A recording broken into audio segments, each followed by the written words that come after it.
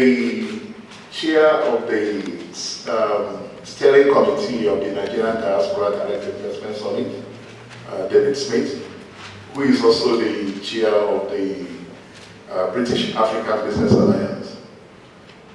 Gentlemen and ladies, my colleagues in NDDIS, Tonye, June, Theodora, Shaki is just joining us. I am. Ladies and gentlemen, ladies and gentlemen of the press, I welcome you this afternoon to this press conference. What I'm about to do here is to tell you why we're doing this and what we're doing.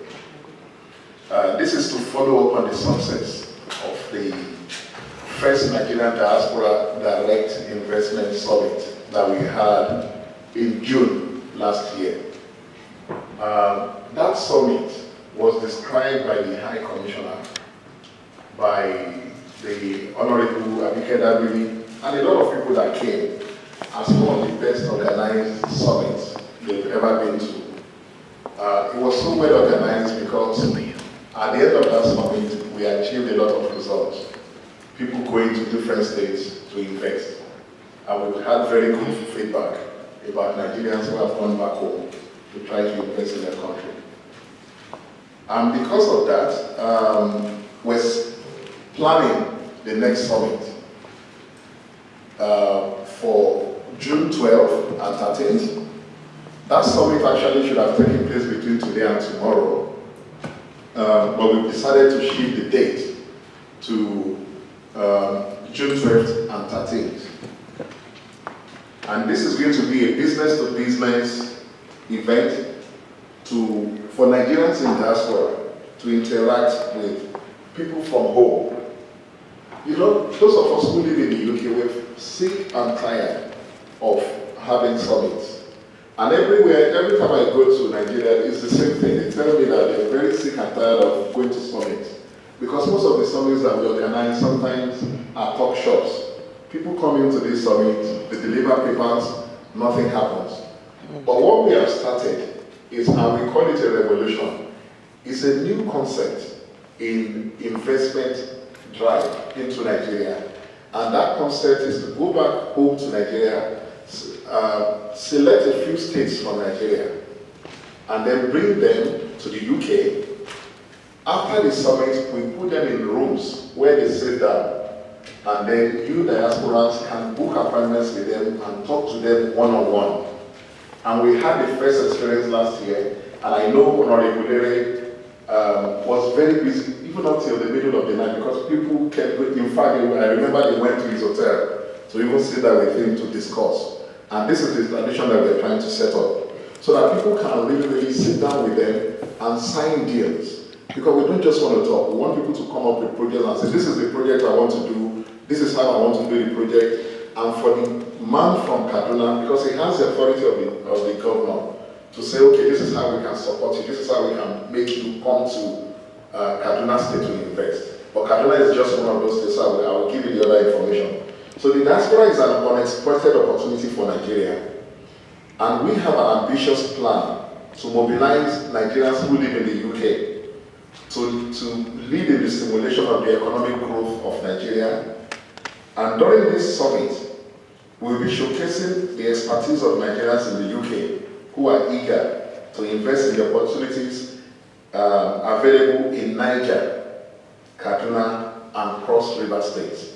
Obviously, because we've changed the dates, some states in the southwest that would have come in, Ogun and your state, are unable to come anymore because, as you know, June 12th is like their Christmas in the southwest. So they are able to attend the next summit. But the good news is that the Honorable Minister for Trade and Investment will be the keynote speaker. Honorable Abike Dabiri will be speaking. The Niger State Governor has already told us that he's coming as well. The research in the diaspora shows us that there's keen interest in sharing in the economic growth and wealth creation that is being achieved in Nigeria. For example, Nigeria is one of those countries where the the growth rate is one of the highest in the world. Forget about all the bad stories you hear about Nigeria. Actually, the growth rate in Nigeria, the only problem is that it's not yet trickling to the masses. But there's a lot of growth, there's a lot of investment coming into Nigeria. And you see a lot of Chinese going to Nigeria making businesses. So why can't we are Nigerians who have lived abroad, why should other people come and invest in our country and make money when we cannot go there? And the purpose of the NDDIS is that we can help Nigerians who live in the UK to take their projects. Because every day I'm bothered by people that say I have projects, but I don't know who to go to. Though I've taken it to my cousin, I've given it to my brother, and I have problems. And we're saying this time around we need to have something that is very structured. And that is the reason we're doing it. So we're moving away from a talk show, we're moving into real action. So this year we're going to be more structured. We're talking to commercial firms. And I'd like to introduce Uche, who is the senior partner of Hallmark Solicitors. And that's Uche, could you let stand up and be recognized, please? That's a firm of solicitors that will be helping Nigerians from the UK. When you want to deal with Kaduna State, for example, Uche will be the one looking at your papers and following up with them, making sure that all the dots are signed or that you don't fall into any kind of a problem.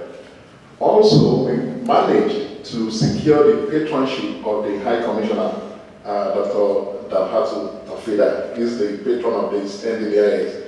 He's actually promised me that he's going to take this as a major project to ensure that he helps Nigerians to go back home and set up businesses.